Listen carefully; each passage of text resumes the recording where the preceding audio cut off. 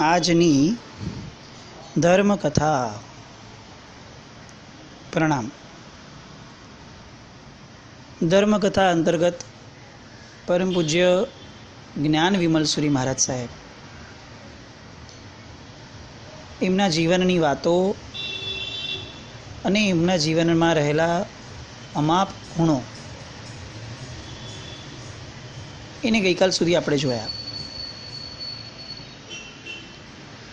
આજે આપણે હવે એક બીજા ગચ્છ તરફ આગળ વધીએ કથાના યોગમાં, કે જે ગચ્છની શરૂઆત છેક હીરસુરી મહારાજ સાહેબ અને સેનસુરી મહારાજ સાહેબ હતા એ સમયથી આવે છે.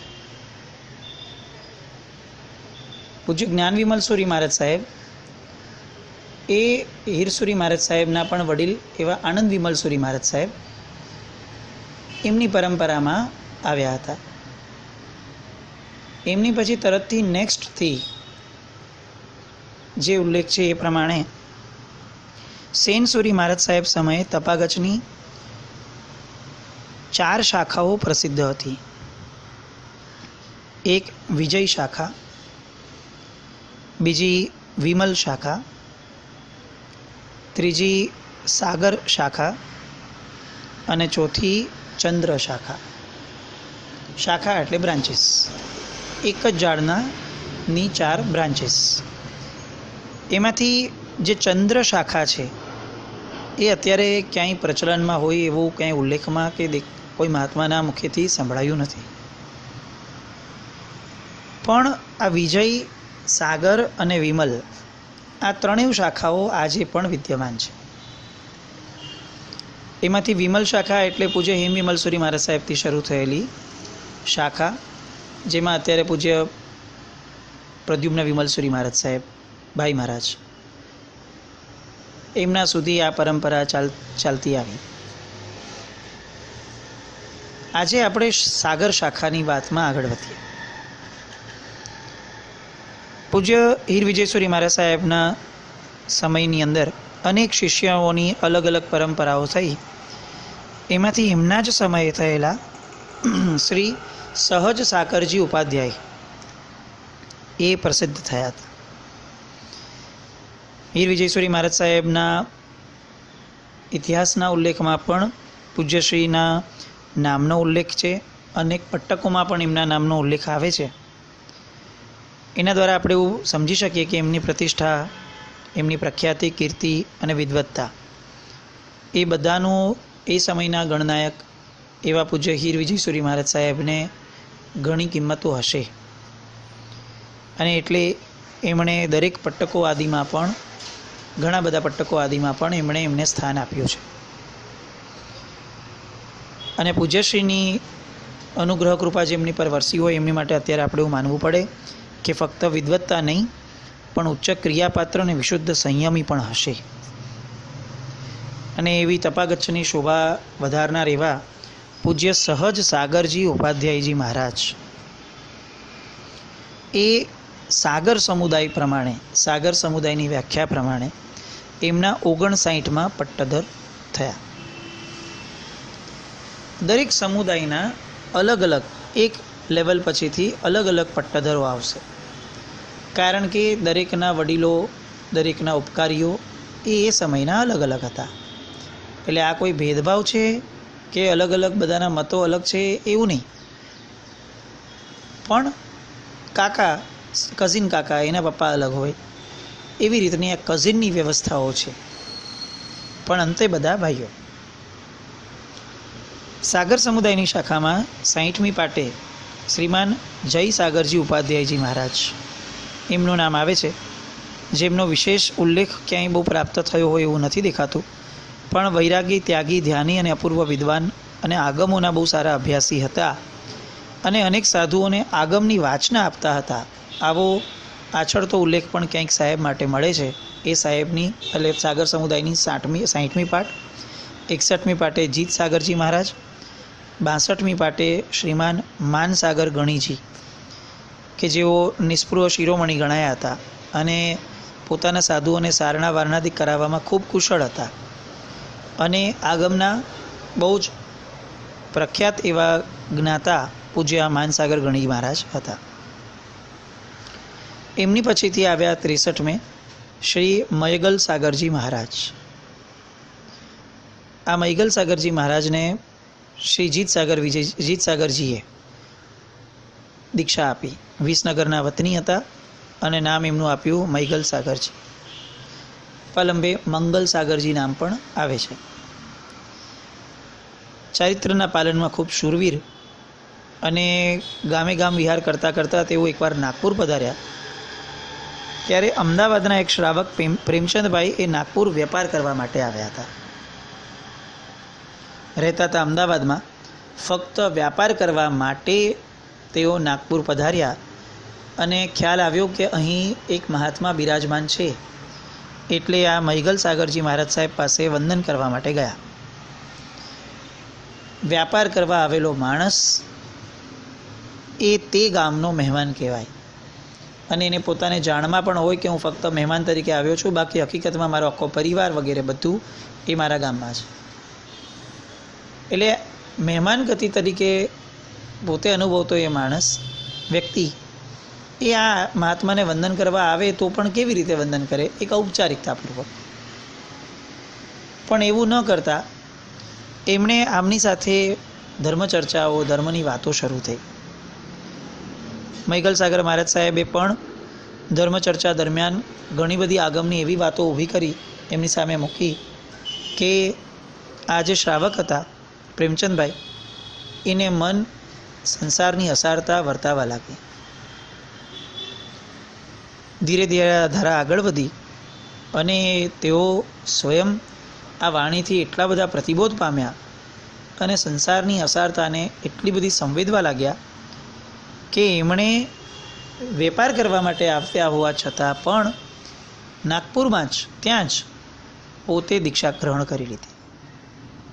એ સમયે કોઈ મોબાઈલ વગેરે તો ન હોય સહેજે, એટલે ઘરનાને શું જાણ થઈ હશે, કેવી રીતે કર્યું હશે, પણ આપણને બહુ મોટો પ્રશ્ન લાગે. પણ આ ખુમારી કેવી, આ વૈરાગ્ય કેવો! વેપાર કરવા માટે આવ્યા હતા, મહારાજ સાહેબને વંદન કરવા માટે ગયા. વંદન કરવા સમયે ધર્મની કેટલીક વાતોમાં રસ પડ્યો, ધર્મની ચર્ચાઓ થઈ, ઊંડાણમાં ઉતરવાનું થયું અને ઊંડાણમાં ઉતરતા ઉતરતા વૈરાગ્ય રસથી એવા ભીના થયા કે ત્યાંને ત્યાં નક્કી કરી અને સંસાર ત્યાગનું મુહૂર્ત કઢાવી અને સંસાર ત્યાગ કરી પણ દીધો. અને તેઓ પદ્મસાગરજી મહારાજ તરીકે ઓળખાયા. આપણે અંતઃકરણથી વંદન કરીએ આ પદ્મસાગરજી મહારાજને કે જેમના જીવનની અંદર ચારિત્રનો ઉદય એવી ગજબ રીતે થયો કે આપણને આપણા જીવન પર શરમ આવવા લાગે. આટલા પ્રવચનો પછીથી પણ, આટલી ધર્મની ક્રિયાઓ કર્યા પછી પણ જે વૈરાગ્ય જીવનમાં ઘૂંટાવવો જોઈએ, ચારિત્ર લઈએ ન લઈએ પછીની વસ્તુ છે, પણ વૈરાગ્ય જે મનમાં ઘૂંટાવવો જોઈએ એ વૈરાગ્ય મનની અંદર એવો ન જ ઘૂંટાયો અને એ લાચારી આપણને અત્યારે આ પદ્મસાગરજી મહારાજનું ચરિત્ર સાંભળતા છતી થાય કે આ ખરેખર મહાત્માને જેટલું આપણે અનુમોદીએ, વાંદીએ એટલું ઓછું છે.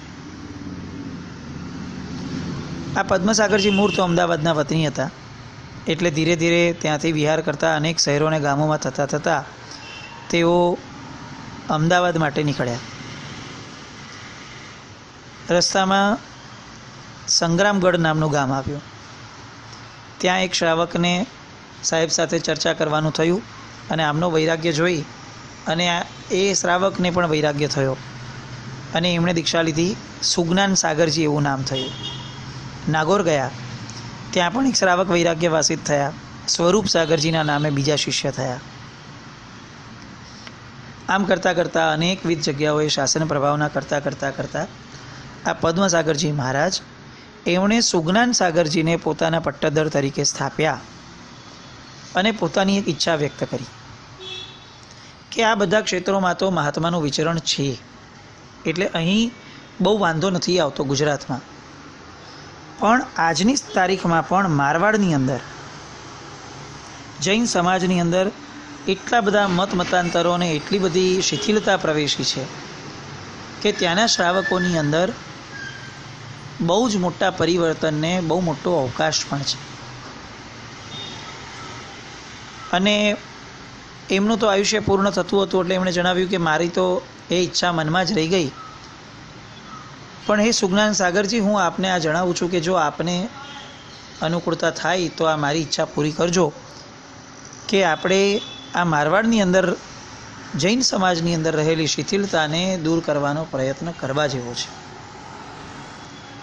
વિક્રમ સંવત 1825ના અષાઢ સુધી 11ના દિવસે પૂજ્યશ્રીએ મેળતાની અંદર કાળધર્મ પામ્યા અને સ્વર્ગની તરફ ગમન કર્યું. આ સાગર સમુદાયની 64મી પાટ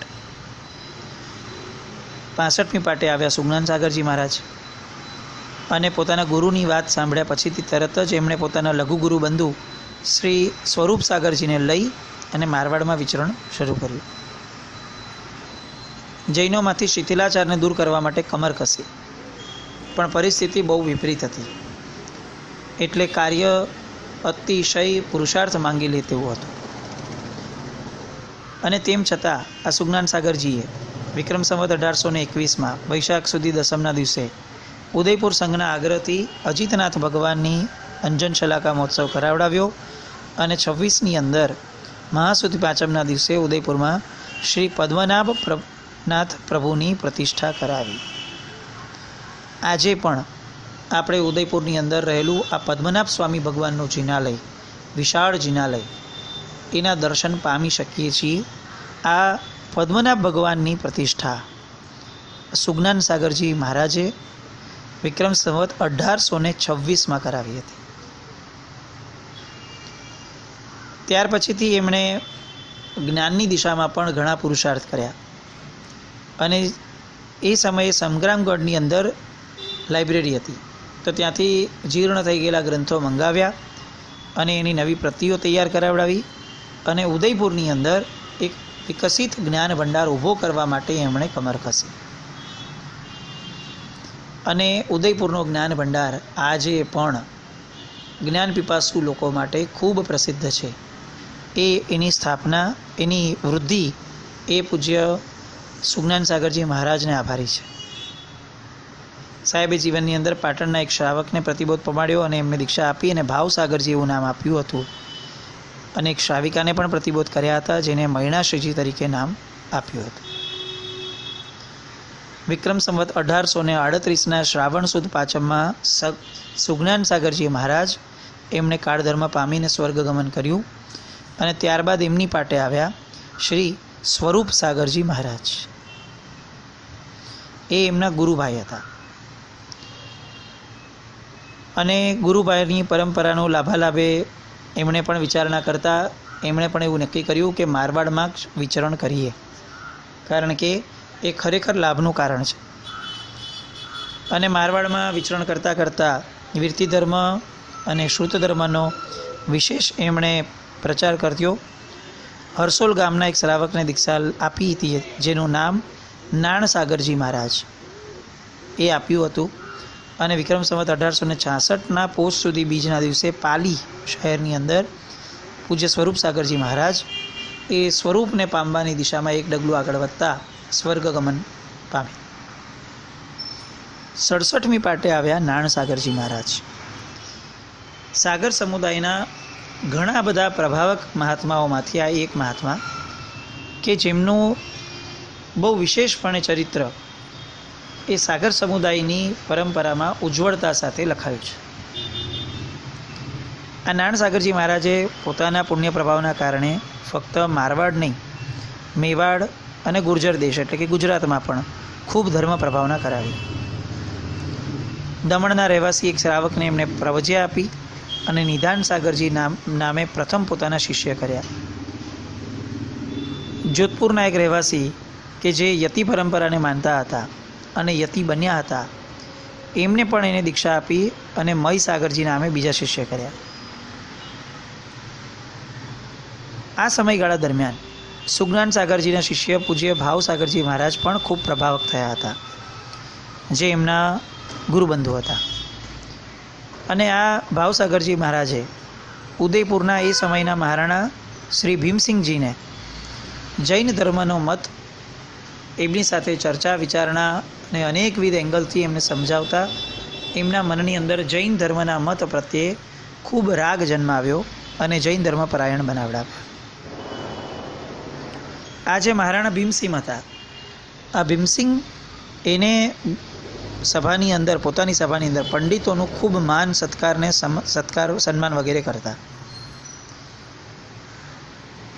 પૂજ્યશ્રીના દરેક પ્રવચનને એ ખૂબ ધ્યાનપૂર્વક સાંભળતા અને રાજ્યના ગમે તેવા કામો હોવા છતાં એ જિનેશ્વર ભગવંતના દર્શન, ગુરુદેવના દર્શન, પ્રભુ વાણી શ્રવણ આદિને પ્રતિદિન અનુસરતા. ઉદયપુરમાં ઉપાશ્રયની બાજુમાં જ એક હસ્તીશાળા હતી, એટલે કે હાથીને બાંધવાની જગ્યા. પૂજ્યશ્રીએ ઉપદેશ આપ્યો અને આ મહારાણા ભીમસિંહે સ્વીકારી અને એ હસ્તીશાળાની અંદર જિનાલય બાંધવા માટે એ હસ્તીશાળાની જગ્યા એમણે દાનમાં આપી. એ વખતે તેરાપંથી અને ઢુંઢક મત ઉદયપુરની અંદર પ્રાય કરીને વિદ્યમાન ન હતો, આવું લેખમાં આવે છે. પણ એ પછીથી તો અત્યારે પણ ખાસ્સા એવા બંને મતો એ પ્રસિદ્ધ થયા છે અને ઉદયપુરની અંદર પણ આખા મેવાડની અંદર એ પ્રચલનને પામ્યા છે. ઉદયપુરના સંઘે એ જે જગ્યા મળી હતી એની અંદર 1847માં વૈશાખ સુદ દસમના દિવસે સહસ્ત્રફણાજી પાર્શ્વનાથની પ્રતિષ્ઠા અને અંજન શલાકા વગેરે કરાવડાવી. એ પ્રતિષ્ઠામાં પણ સુજ્ઞાન સાગરજી મહારાજના ગુરુપાદુકાની પ્રતિષ્ઠા થયેલ છે, જે આજે પણ ગુરુપાદુકા તરીકે વિદ્યમાન છે. આ ભાવસાગરજી મહારાજે પણ ગ્રંથો અલગ અલગ જગ્યાએથી લાવી અને ઉદયપુરના જ્ઞાન ભંડારને સમૃદ્ધ કર્યું. વિક્રમ સંવત 1877 કારતક વદ અમાસના દિવસે ઉદયપુરમાં જ પૂજ્યશ્રી કાળધર્મ પામ્યા. આ નારણસાગરજી મહારાજ એમણે પાટણ, ખંભાત, સુરત, અમદાવાદ, પાલિતાણા જેવા ક્ષેત્રોની અંદર અલગ અલગ જગ્યાએથી જ્ઞાન ભંડારોના ગ્રંથો લાવી લહિયાઓ દ્વારા નકલ કરાવી અને ઉદયપુરમાં જ્ઞાન ભંડારની અંદર બધી જ પ્રતોને નવેસરથી પ્રત આરૂઢ કરાવડાવ્યા હતા. અમદાવાદ અને પાટણ વગેરે પણ ગયા હતા. અને એવું કહેવાય છે કે એ જ્યારે કાળ કરી ગયા ત્યારે 14નો દિવસ હતો, પક્કી પ્રતિક્રમણ હતું. 1887 અને ભાદરવા વદ 14 હતી. પ્રતિક્રમણ ચાલુ હતું. શ્રી સંઘ આખો બિરાજમાન હતો અને પોતે સાહેબ અજિત શાંતિ સ્તવન બોલવાની શરૂઆત કરી.